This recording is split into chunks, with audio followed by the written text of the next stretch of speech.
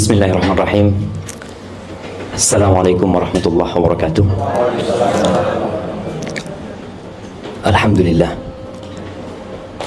alladzi bi ni'matihi tatimmu shalihat. Segala puji bagi Allah Jalla Jalaluh yang karena nikmatnya kebaikan-kebaikan menjadi sempurna. Berapa banyak cita-cita yang tidak pernah kita impikan, tapi ternyata itu terjadi.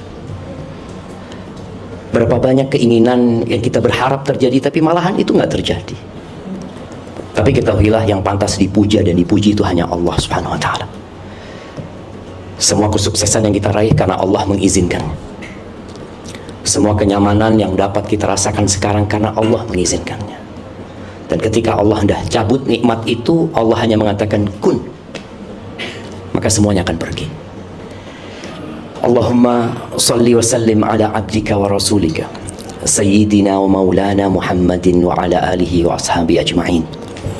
Ya Allah, semoga salawat dan salam Engkau curahkan terhadap hamba kekasih-Mu, baginda Nabi kita Muhammad alaihi salatu wassalam, yang kita gak bakalan masuk surga kalau kita gak berjalan di belakang Rasulullah SAW. Semoga salat itu bersambung untuk keluarga beliau, untuk istri-istri beliau, untuk putra-putri beliau, dan untuk seluruh sahabat Nabi. Semoga Allah meridhoi kita bersama mereka. Hari ini Ana berbahagia sekali bisa sampai ke kediaman Bapak Menteri, Masya Allah. Yang Ana juga nggak pernah mimpi bisa sampai sini ya. Tapi itu takdir Allah. Makanya takdir Allah itu indah. Pernah dulu ada yang menyatakan takdir itu kejam. Tahun berapa itu? Nah, iya, ada lirik lagu yang dinyanyikan oleh seseorang, kemudian lirik itu harus ditarik, MUI turun tangan, karena itu sebagai bentuk prasangka buruk kepada Allah Azza wa Jalla. Allah itu memulai kitabnya dengan Bismillahirrahmanirrahim, yang menunjukkan bahwa semua yang ada dalam kitab itu adalah berdasarkan rahmat dan kasih sayang Allah SWT. Sampai dalam sakit pun ada kasih sayang Allah. Sampai dalam gempa yang terjadi ada rahmat Allah Azza wa Jalla. Tapi kadangkala kita itu merasa sudah baik, merasa tidak pantas mendapatkan musibah tersebut. Siapa yang masih ingat dengan doanya Nabi Ayub? Naam, Ana yakin bapak-bapak nggak hafal, tapi mama insya Allah hafal ya. Karena mereka lebih sering terzalimi. Oh, nggak kebalik? Oh, Masya Allah. Ada yang mungkin kebalik di rumahnya gitu. Apa doanya Nabi Ayub? Bapak-bapak dulu yang tanya. Ada hadiahnya insya Allah. Masya Allah, nyontek gitu loh Bang. Nyontek abang tuh.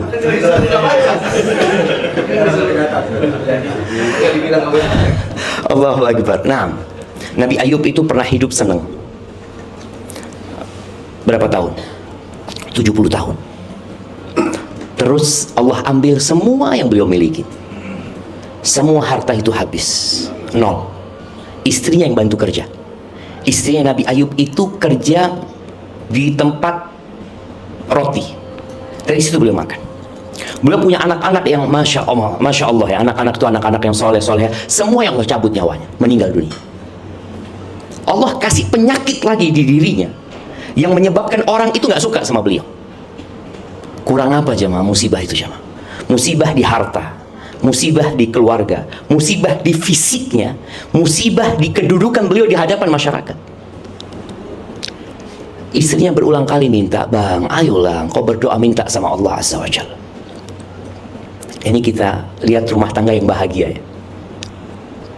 Nabi Ayub tanya sama istrinya, berapa lama kita hidup senang? 70 tahun kata dia.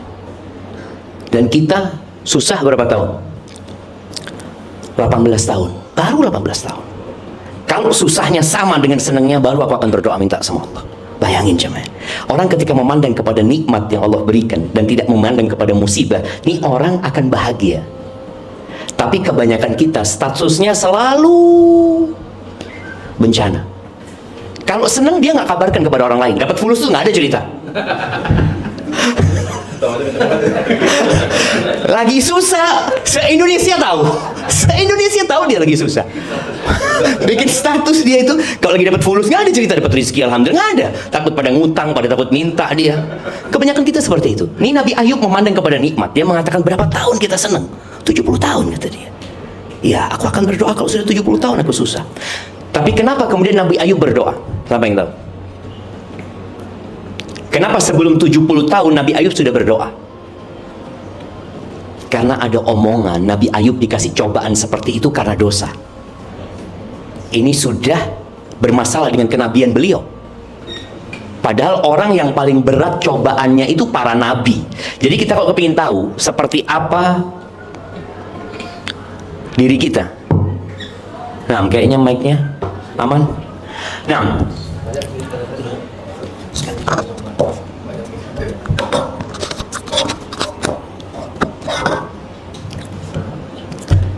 waktu Pak Menteri pegang aman tadi gitu. Pegang aja jadi masalah gitu. Oh, tadi isinya. Karena ada tuduhan Nabi Ayub dikasih cobaan ini kan perbuatan dosa. Padahal orang yang paling berat cobaannya itu orang yang paling kuat imannya. Jadi kita tuh kalau imannya nggak kuat ya kasih cobaan, sakit kepala, sakit apa. Tapi ketika imannya semakin kuat, Allah kuatkan cobaan. Akhirnya Nabi Ayub berdoa. Doanya Nabi Ayub setelah 18 tahun, beliau mengatakan, ya Allah ceritakan, wa ayyuba idznada rabbahu anni massaniyadur. Nabi Ayub ketika memohon kepada Tuhannya, wahai Tuhanku, aku ini tersentuh dengan satu mara bahaya, satu petaka, satu bala. Wa anta arhamur rahimin. Dan engkau yang maha pengasih di antara semua yang mengasihi. Ini yang selalu harus ada pada diri kita kalau ingin bahagia. Wa anta arhamur rahimin. Jadi kita kalau kena musibah itu panggil nama Allah, ya arhamar rahimin. Kita tetap yakin engkau yang maha pengasih di antara semua yang mengasihi. Allah tuh lebih sayang sama kita daripada pasangan hidup kita, daripada orang tua kita, daripada anak-anak kita.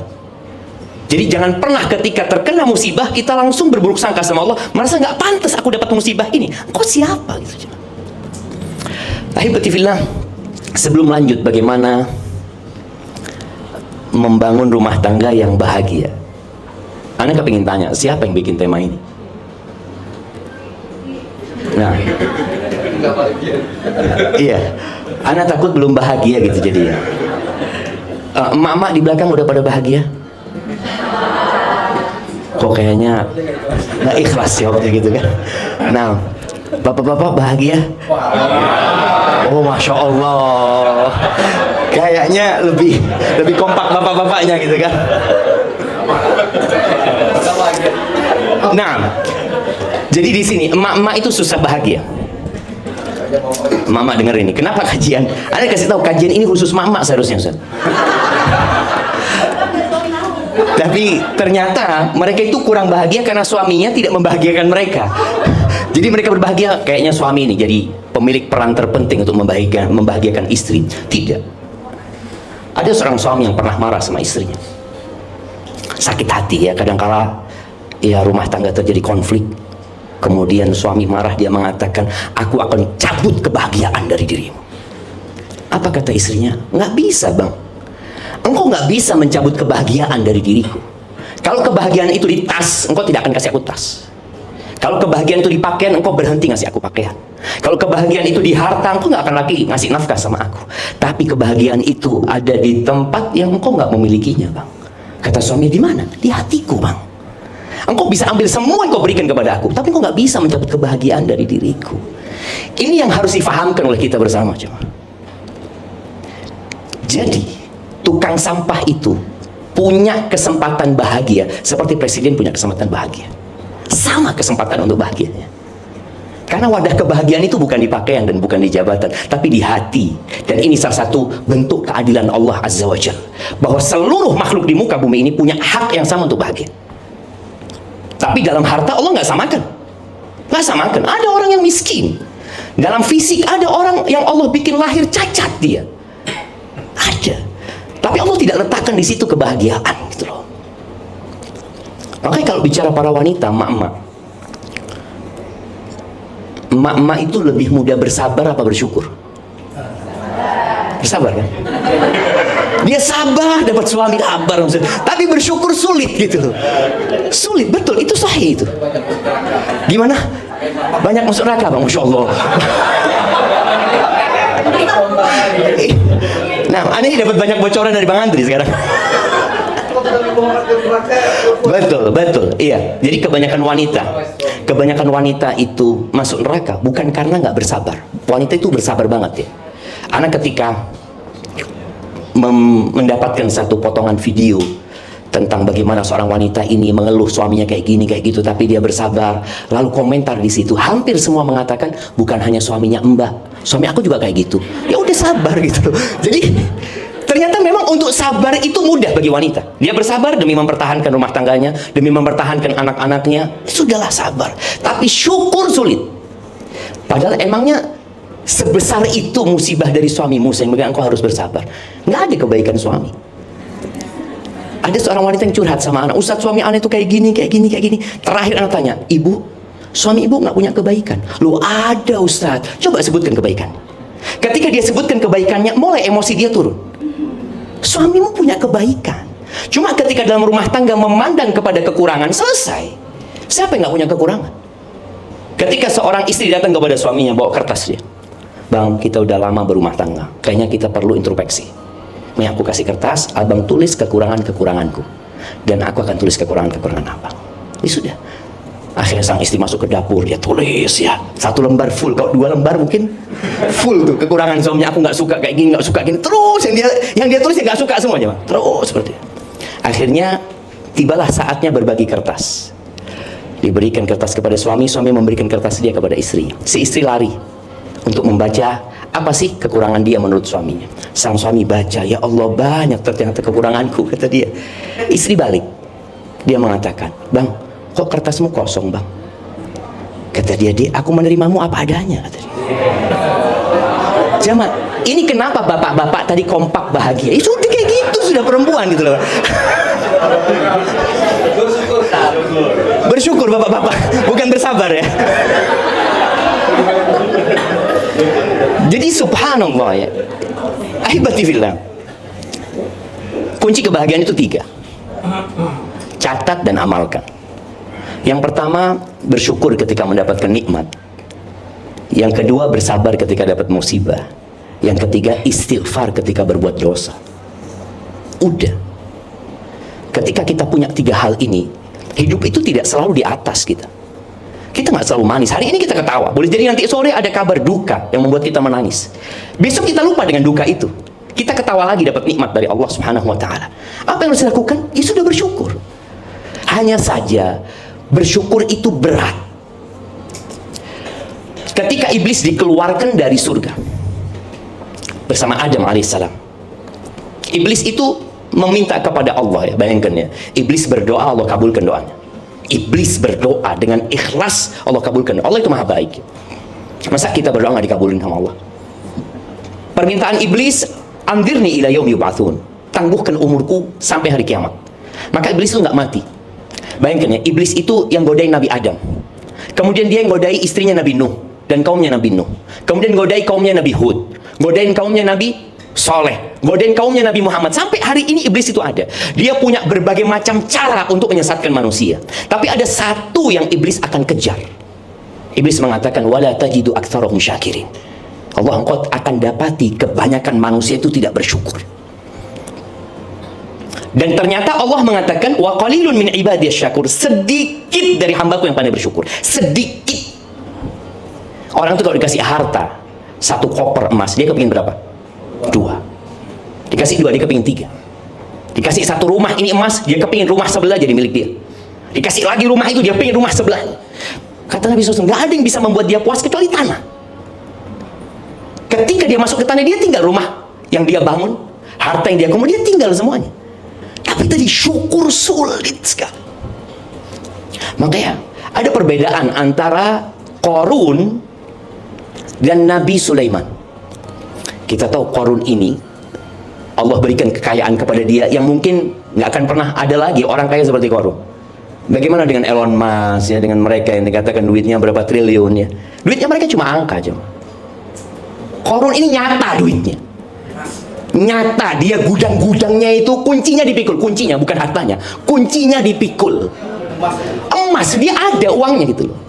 Bukan ada di bank ini enggak ada duit dia seperti itu.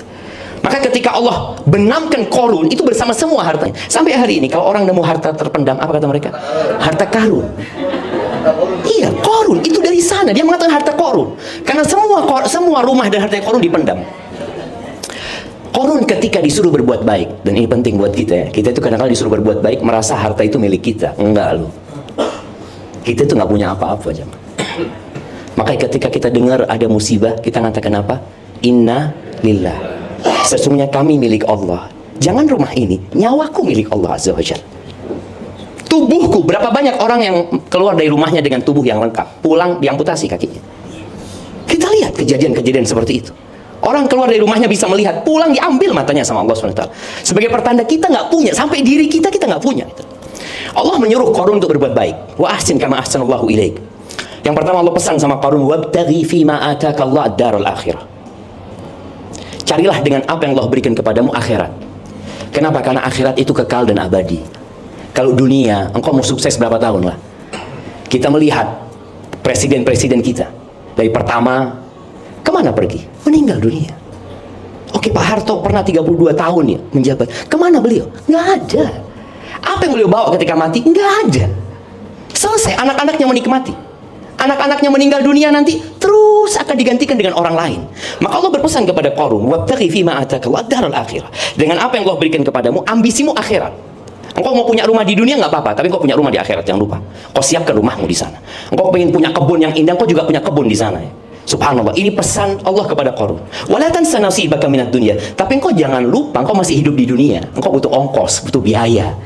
Artinya ketika orang bersedekah, jangan semuanya disedekahin. Engkau gimana? Engkau punya anak, engkau punya keluarga. Tapi jangan lupa untuk cari akhirat. Anak ingat ada seorang di Solo, Anda dapat cerita. Ini keluarga yang bahagia, Masya Allah. Seorang ayah itu setiap dia mengeluarkan uang buat keluarganya, dia keluarkan nominal yang sama untuk disodakohkan. Uang belanja 2. Belanja di rumahnya anggap 5 juta, 5 juta dia kirim ke pesantren. Dia kirim ke anak yatim piatu. Beli baju dia 2. Selalu dia pakai sendiri, dia 1 dia sodakohkan. Sampai suatu hari dia beli mobil, 2 dia beli mobil. Anaknya protes, abah kalau baju 2 oke lah, nggak terlalu mahal ya. Belanja 2 oke. Mobil anak-anaknya dikasih lah. Apa kata ayahnya? Nah, ayah ini bukan hanya ingin naik mobil di dunia, nak. Ayah ingin ketika di padang mahsyar itu, ayah naik mobil juga, nah kata dia.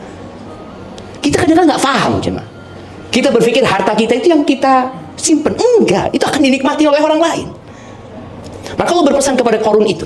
Lalu Allah katakan kepada Qarun, wa ahsin kama ahsanallahu ilaik. Berbuatlah baik engkau kepada hamba-hambaku, kepada makhluk-makhlukku, sebagaimana Allah berbuat baik kepadamu. Artinya kita berada dalam posisi yang nikmat itu karena Allah kasih. Oh ini karena usaha, karena perjuangan, nggak ada. Kita bisa melihat kalau usaha, berapa banyak orang yang usahanya lebih berat dari kita, Allah nggak kasih.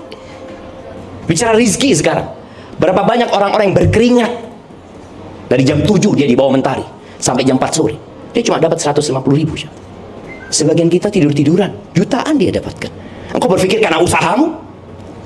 Maka Allah katakan, wa ahsin kama ahsanallahu ilaik wa la tabghil fasada fil ardi. Jangan membuat kerusakan di muka bumi ini. Jangan. Innallaha la yuhibbul mufsidin. Allah nggak suka dengan orang yang membuat kerusakan. Di antara bentuk kerusakan itu adalah dosa. Apa kata Qarun ketika dikasih nasihat? Qarun mengatakan, innama utituhu ala ilmin indi. Aku bisa sukses seperti ini, aku bisa mendapatkan kedudukan seperti ini karena ilmu yang diberikan kepada aku. Dia mengatakan aku, saya, ana. Nggak ada Allah dalam lisan dia. Aku. Apa yang terjadi? Allah benamkan dia bersama rumahnya. Tinggal cerita Qarun. Maka hindari kata-kata aku. Semuanya karena Allah Azza wa Jalla. Nabi Sulaiman ketika melihat singgasana Ratu Balqis dipindah ya dari Yaman, dari Sabah Yaman itu ke Masjidil Aqsa, dalam hitungan kejapan mata. Nabi Sulaiman belum menutup matanya, singgasana itu udah ada. Apa kata Nabi Sulaiman? Hadza min fadli Rabbi. Beliau mengatakan, ini karunia dari Tuhanku. Ini karunia dari Tuhanku. Tidak ada kata aku. Oh ini karena kedudukanku di sisi Allah. Enggak. Hadza min fadli Rabbi liyabluwani, untuk menguji aku. Ashkuru am akfur. Aku bersyukur atau aku kufur. Poinnya di situ. Maka usahakan kita bersyukur ya. Hindarin kata-kata ana ketika kita hendak melakukan sesuatu. Momen kita punya rencana sama keluarga, sama istri, atau sama masyarakat. Katakan insya Allah, kalau Allah berkehendak. Ingat, pesawat Lion yang berangkat pagi hari dari Jakarta menuju ke Pangkal Pinang, ya, pesawat baru itu jemaah, iya, Boeing 7. Nah, kita bayangin ya, semua yang naik pesawat itu punya rencana. Semua yang naik pesawat itu sudah booking hotel.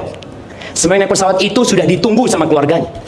Dan ternyata pesawat itu nggak pernah landing, selama-lamanya. Selama-lamanya. Supaya kita tahu kita ini hamba Allah Azza wa Jalla. Kalau engkau ingin bahagia tadi, syukuri nikmat yang Allah berikan. Yang kedua, bersabar.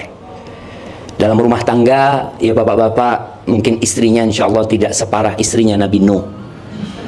Ya, istrinya tidak separah istrinya Nabi Lut. Nah, yang suami, ya ini bapak-bapak, yang istri, mak-mak, jangan lupa insya Allah istrimu tidak sejahat Fir'aun. Nah, kita tahu ya, istrinya Nabi Nuh di neraka, istrinya Nabi Lut di neraka, istrinya Fir'aun di surga. Antum bisa bayangin, kita itu akan dihisap masing-masing. Engkau jangan berpikir kalau engkau punya suami baik, engkau pasti masuk surga. Kata siapa? Tadi ketika seorang wanita, Ustaz, Anda punya suami, Ustaz, nggak mau diajak belajar, sholatnya telat-telat, bolong-bolong, ini itu, engkau akan dihisap sendiri nantinya. Jadilah seperti istrinya Fir'aun, yang sabar menghadapi Fir'aun. Insya Allah tadi suami-suaminya nggak seperti Fir'aun lah jemaah. Ya ada sedikit lah, mungkin mirip gitu ya. Nggak, tapi nggak sejahat Fir'aun. Jadi bersabarlah.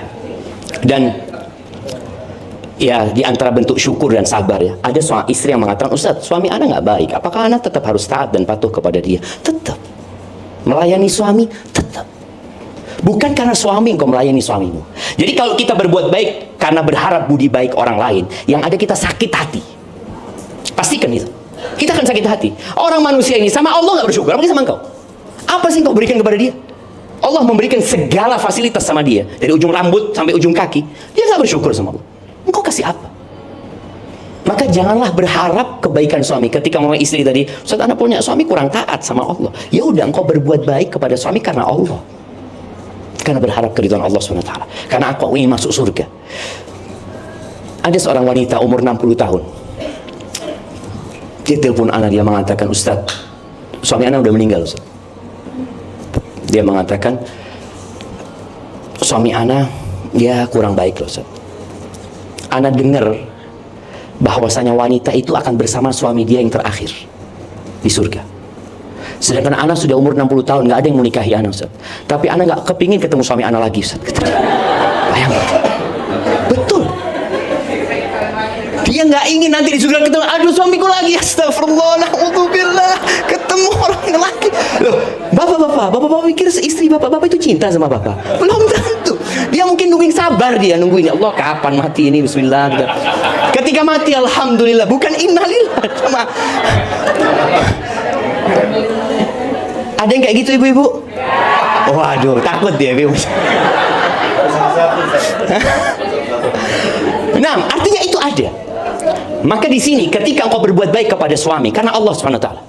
Tapi ingat, ketika suamimu baik masuk surga, nanti di surga nggak seperti suamimu di dunia gitu ya, yang suka maki, yang suka emosi, enggak. Karena kalau sudah masuk surga semuanya akan baik gitu loh. Dan kesabaran wanita itu kalau ingin masuk surga juga sabar untuk punya anak. Banyak wanita yang malas punya anak. Padahal kata Nabi SAW, wanita-wanita penghuni surga itu, ala adullukum binisaikum min ahli jannah. Kalian mau nggak aku kasih tahu istri-istri kalian calon bidadari surga? Dia masih hidup di dunia, tapi insya Allah dia masuk surga. Kata sahabat, tentu ya Rasulullah Sallallahu Alaihi Wasallam. Yang pertama, kullu waludin wadud. Dia adalah wanita yang suka melahirkan dan penyayang. Karena kalau bicara suka melahirkan nggak penyayang, bahaya dengan pendidikan anaknya. Ada yang bikin anak, anaknya nggak diurusin. Tapi kalau emaknya ini wadud, penyayang, masya Allah. Berapa banyak emak-emak yang kalau ditanya sama suaminya, mana anak-anak? Wallahu a'lam, nggak tahu. Mana anjing, emaknya nggak tahu sama anaknya ini. Bapak datang kan kepingin ketemu saya, ini nggak tahu. Wallahu a'lam, baru dicari mana anak-anak.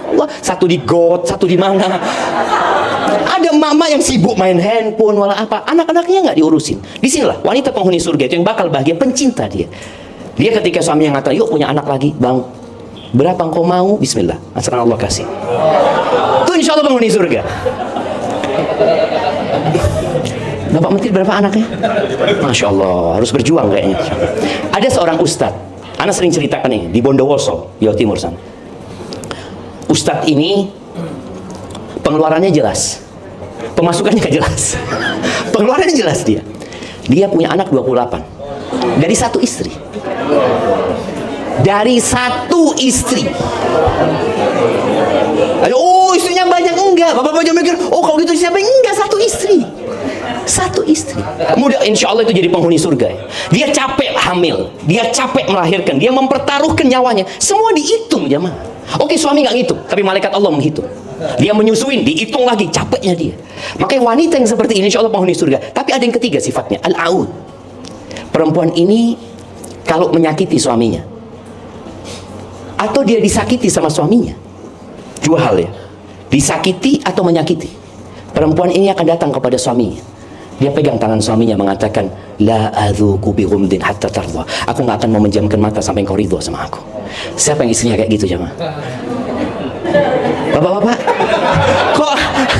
kok semuanya gede kepala nggak ada gitu kan? Masa nggak ada bapak-bapak? Nah, ahibati billah. Ini bicara iman ya, bicara iman tadi. Sebenarnya ketika wanita melakukan itu, dia berharap surga Allah. Makanya seorang laki-laki yang minta maaf ketika dia melakukan kesalahan, itu laki-laki yang jujur. Seorang laki-laki yang minta maaf padahal belum tentu dia salah, itu gentleman dia. Seorang laki-laki yang minta maaf padahal dia nggak salah, itu namanya suami.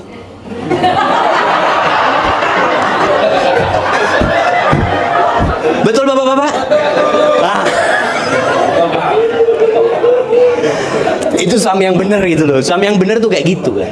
Artinya dia tuh pengen bahagia. Kenapa dia harus ribut sama istrinya? Capek bang? Oh, Bang Andri capek katanya. Jadi suami istri ini bukan rival ya? Bukan. Iya bang. Oh masya Allah, sebagai wakil rakyat bang ya. Nah, jadi sering dapat curhatan dari bapak-bapak itu kemudian disampaikan. Jadi ingat bapak-bapak, istri itu bukan rival, tapi istri itu pendamping. Istri itu diciptakan dari tulang rusuk agar engkau lindungi, bukan untuk dipukulin istri itu, bukan untuk dimaki. Makanya ketika seorang sahabat tanya kepada Nabi SAW, apa hak seorang istri? Kata Nabi SAW, antut'imaha idza ta'imta. Kau kasih makan dia kalau engkau punya makanan. Wa antaksuha idza tasid. Kalau engkau punya pakaian, kau belikan pakaian buat istri. Yang ketika Nabi berpesan SAW, wala tadribil wajha, jangan pernah mukul wajah wanita. Wala tuqabbih, jangan pernah menjelek-jelekan istrimu.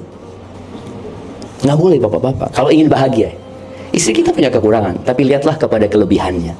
Jangan melihat kepada kekurangannya. Jangan pernah jelekan engkau kayak gini, kayak gitulah. Nggak ada wanita yang lebih baik daripada istri kita. Dia mendampingi kita sejak kita nol, sejak kita nggak punya apa-apa ya. Kadang-kala kita kalau sudah punya jadi macam-macam ya. Betul ibu-ibu?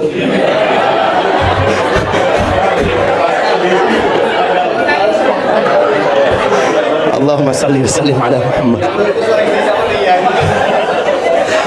Nah, taib, yang terakhir tadi kita bicara bersyukur kalau dapat nikmat. Ingat jangan pernah mengingat diri kita kalau dapat nikmat itu dari Allah. Bersabar, dan kalau kita bersabar, jadi tingkatan orang kena musibah itu ada 4. Yang pertama namanya jaza, yang kedua namanya sabar, yang ketiga namanya ridho, yang keempat namanya syukur. Bayangin ya, musibah itu ternyata mengantarkan ke syukur. Tingkatan yang nggak boleh itu jaza. Jaza itu orang yang tidak menerima takdir Allah. Dia yang ketika dapat musibah kemudian dia mengatakan andai kata, nggak bisa. Andai kata itu tidak bisa menghidupkan yang mati. Andai kata itu tidak bisa membuat kecelakaan itu tidak terjadi. Nggak bisa. Makanya ada seorang di Jember ya, ketika dia pulang kerja, dia lihat anaknya ngambang. Dia punya sarang walet, burung sarang walet ya.